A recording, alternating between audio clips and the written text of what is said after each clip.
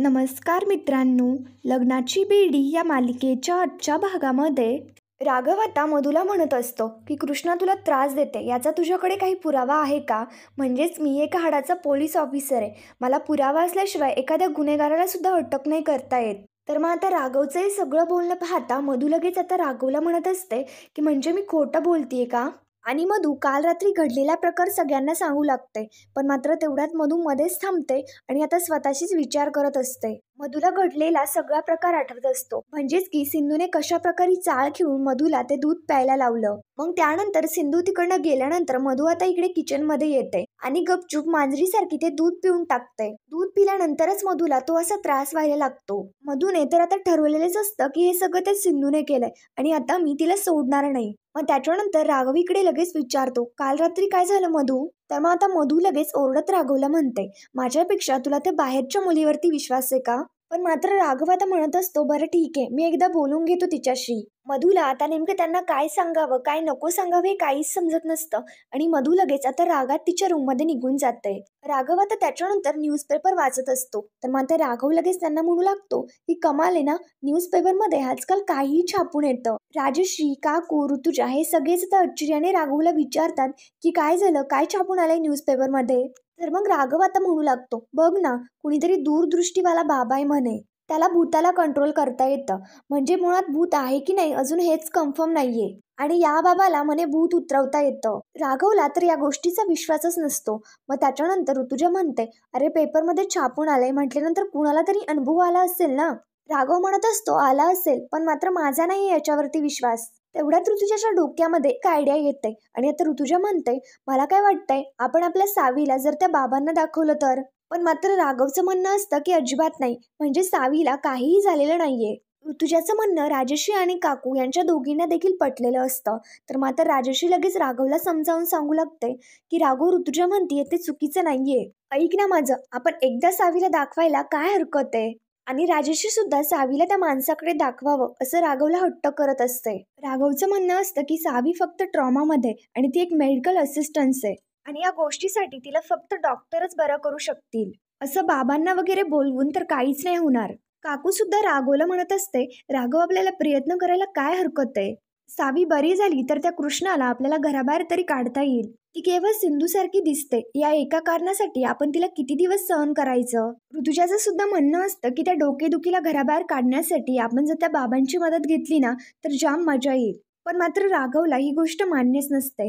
काकू राघवला तर म्हणत असते, राघव तू स्वतः काही प्रयत्न करत नाहीयेस, आम्हाला तरी काहीतरी प्रयत्न करू दे, मला त्या मुलीला लवकरात लवकर घराबाहेर काढायचंय. याच्यावरती राघव आता चिडत म्हणतो, बरं ठीक आहे, करा, तुम्हाला वाटेल ते करायचंय ना ते करा, तुम्ही मेन म्हणजे मला विचारतातच कशाला? आणि राघव आता रागातच तिकडे निघून जातो. तर मग आता त्यानंतर काकू, राजश्री यांनी सगळ्यांनी मिळून त्या बाबाला बोलवलेलं असतं. तो बाबा आता दाराशी येतो, पण मात्र तो दुसरा तिसरा कोणीही नसून तो राघवच असतो. राघवच बाबाच्या वेशामध्ये तिथे घरी आलेला असतो. राघव आता दाराशी येतो आणि असे कसले तरी मंत्र म्हणू लागतो. तेवढ्यात लगेच आता घरातल्या सगळ्या बायका तिथे येतात. राजश्री, काकू सगळ्याच तिथे आल्यानंतर राजश्री आता बाबांचे नमस्कार करते. सगळेच आता आश्चर्याने त्या बाबांकडे पाहत असतात. मग त्याच्यानंतर राजश्री आता काकूंना म्हणते की खूप तेजस्वी बाबा दिसतात. याच्यावरती काकू सुद्धा आता हो बोलत असते. तर मग आता राघव म्हणतो, तेजस्वी नाही तर दूरदृष्टी बाबा. त्याच्यानंतर ते दूरदृष्टी बाबा म्हणजेच की आता राघव घरामध्ये येतो आणि इकडे तिकडे काहीतरी असं बघतोय असं नाटक करत असतो. राजश्री व सगळे आश्चर्याने त्या बाबांकडे पाहत असतात आणि आता त्यांच्या मागे मागे त्यांना विचारत असतात की बाबा काय झालंय? त्याच्यानंतर राघव आता जणू काय तिथे ध्यानाला बसलाय असं बसतो आणि राघव आता खूपच ऍक्टिंग करत असतो. ऋतुजा आता म्हणत असते की मी तुम्हाला सगळ्यांची ओळख करून देते. याच्यावरती राघव आता लगेच ओरडत म्हणजेच की दूरदृष्टी बाबा आता लगेच ओरडत म्हणतात की त्याची गरज नाहीये, मी तुम्हाला सगळ्यांना अगदी व्यवस्थित ओळखतो. तर मग ऋतुजा आता त्या बाबांना म्हणू लागते, बाबा मी तुम्हाला अगदी व्यवस्थितपणे ओळखते आणि तुमच्या चमत्काराबद्दल मी खूप काही ऐकलंय. आता आमच्या घरावरती सुद्धा चमत्कार करा. आणि ऋतुजा नेमकं काय घडलंय ते सांगू लागते. पण मात्र राघव म्हणजेच की दूरदृष्टी बाबा तिथे ऋतुजाला थांबवतात. काकू म्हणत असते की बाबा आमच्या घरावरती एकूण एक संकट येतात, प्लीज आमच्या घरावरची संकट दूर करा. इकडे मधू तर आता वेगळाच विचार करत असते. मधू आता स्वतःशीच म्हणते, या बाबाला ना नक्कीच सिंधूने पाठवलं असणार. मी आता ना कोणतीच दुसरी रिस्क नाही घेऊ शकत. तर मग आता मधू लगेच इकडे सिंधूकडे त्यांच्या रूममध्ये येते. ती सिंधूला इकडे तिकडे शोधत असते, पण मात्र तिला कुठेच सापडत नसते. मग अचानक सिंधू आता तिच्या समोर येते. सिंधू मधूला विचारत असते की तुम्ही इथे आमच्या खोलीमध्ये काय करताय? माझ्याकडे काही काम होतं का? आणि बाहेर नवीन तो बाबा आलाय, तो कोण आहे? मधू आता आश्चर्याने सिंधूचं ते बोलणं ऐकत असते. सिंधू आता म्हणते, तुम्हीच बोलवलंय का त्यांना? मधुताई, तुमचं हे नवीन कुठलं कारस्थान तर नाहीये ना? पण मात्र मधू म्हणते की मी कोणालाही बोलावलेलं नाहीये. मग आता सिंधूचं हे सगळं बोलणं पाहता मधू लगेच आता स्वतःशीच विचार करत म्हणते, ही सिंधू मलाच उलट प्रश्न विचारते की तो बाबा कोण आहे. म्हणजे याचा अर्थ असा की तिने नाही बोलावलेलं. आणि मधूला नेमकं हा सगळा काय प्रकार चाललाय हे काहीच समजत नसतं. आणि ती लगेच आता त्यांच्या रूममधनं बाहेर निघून जाते. मधू गेल्यानंतर इकडे सिंधू लगेच हसायला लागते. तर मग आता इकडे दुसरीकडे खाली मधू आणि सिंधू दोघेही येतात. राजेशी आता बाबांना म्हणते, माझी एक नाते सावी, तिला लवकरात लवकर बरं करा. तर मग आता राघव लगेच आता राजेशीला म्हणतो, बालिके तू काळजी नको करू, इथे काय घडलंय ना ते सगळं मला कळलंय. तुमचे प्रश्न विचारा, अजिबात वेळ वाया घालू नका.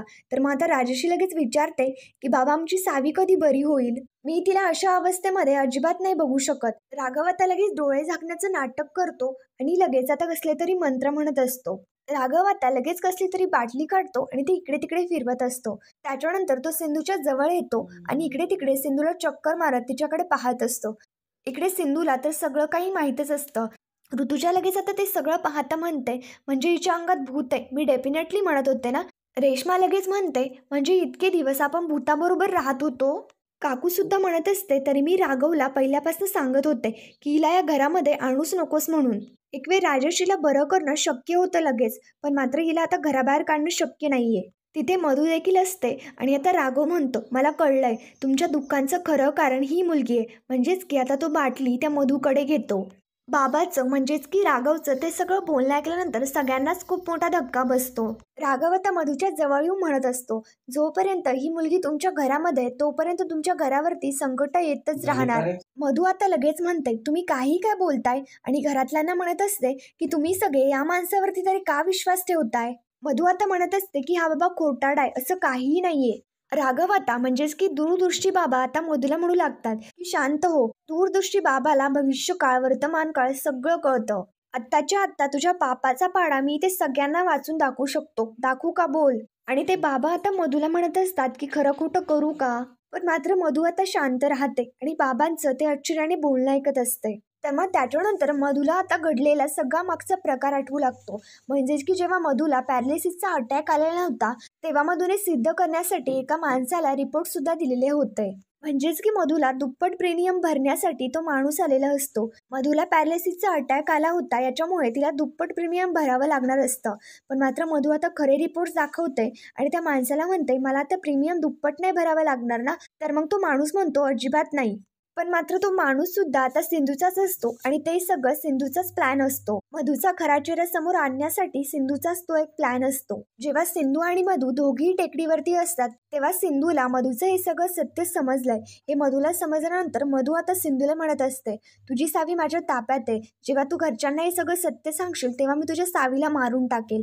हे ऐकल्यानंतर ते सिंधूला राग येतो आणि सिंधू आता सनकन मधूच्या कानाखाली लावते. इकडे सिंधू आता ते रिपोर्ट्स घेऊ लागते, पण मात्र मधूचा धक्का त्याच्यामुळे सिंधू आता दरीत पडते आणि ते सगळं मधूला असं स्पष्टपणे आठवत असतं.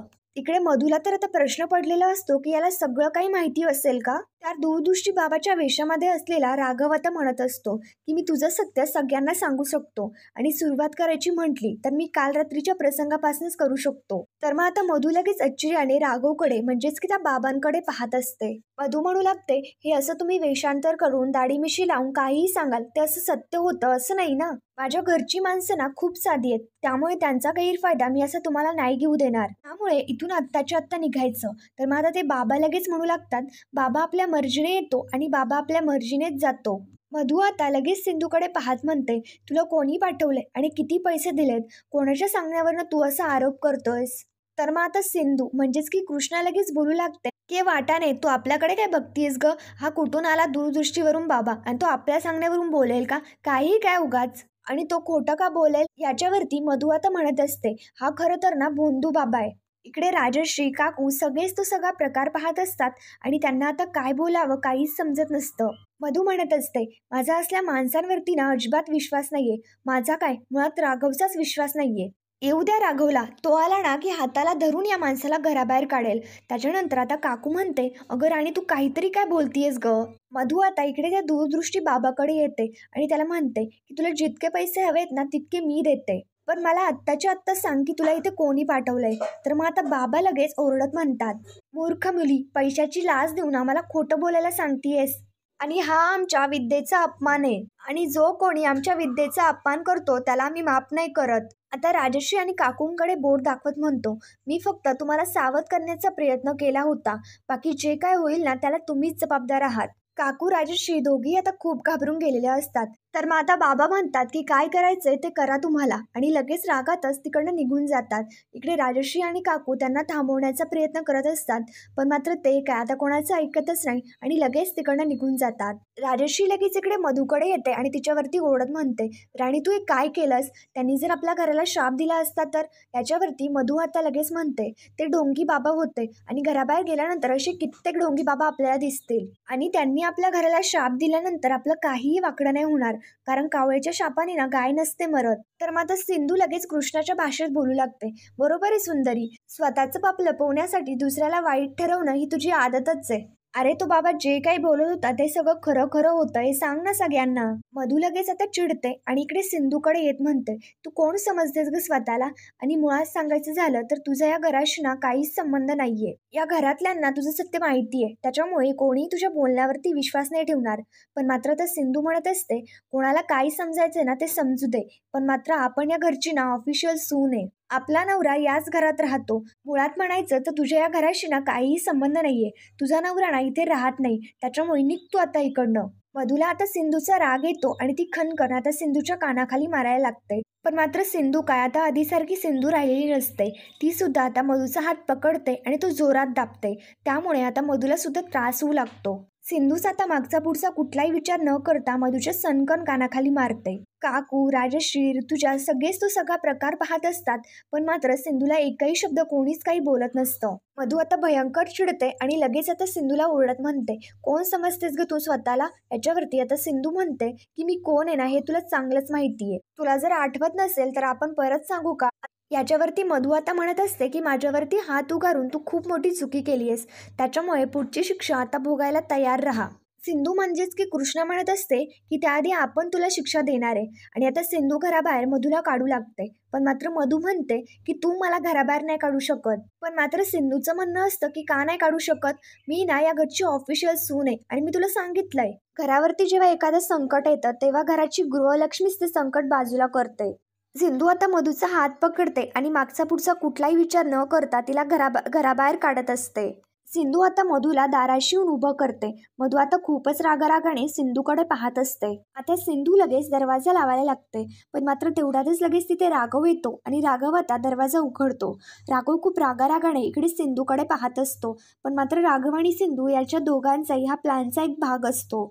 घरातल्या सगळ्यांना हे नेमकं सगळं काय चाललंय काहीच माहिती नसतं. सगळे आता राघवकडे आश्चर्याने पाहायला लागतात. तर मग मित्रांनो, पुढील भागामध्ये आपण पाहणार आहोत, राघवने मधूला घराच्या आतमध्ये घेतलेलं असतं. तर मग आता मधू राघवला म्हणत असते, तू जर मला चांगली मैत्रीण मानत असशील ना तर आत्ताच्या आत्ता या मुलीला घराबाहेर काढायचं. तर मग आता सिंधू लगेच कृष्णाच्या भाषेमध्ये बोलू लागते की बाद झाली तुझी नाटकं, तुझा खरा फेस काय आहे ना हे आपल्याला चांगलंच माहिती आहे. पण मात्र राघव सुद्धा आता चिडत म्हणतो की मधू बरोबर बोलतीये, तुझ्यासारख्या गुन्हेगाराला शिक्षा झालीच पाहिजे. सगळे आता आश्चर्याने फक्त राघवचं बोलणं ऐकत असतात, कारण त्यांना असं वाटत असतं की राघव आता सिंधूला घराबाहेर काढणार. तर मग मित्रांनो, पुढील भागांच्या डेली अपडेटसाठी आमच्या चॅनलला लगेच सबस्क्राईब करा. थँक्यू.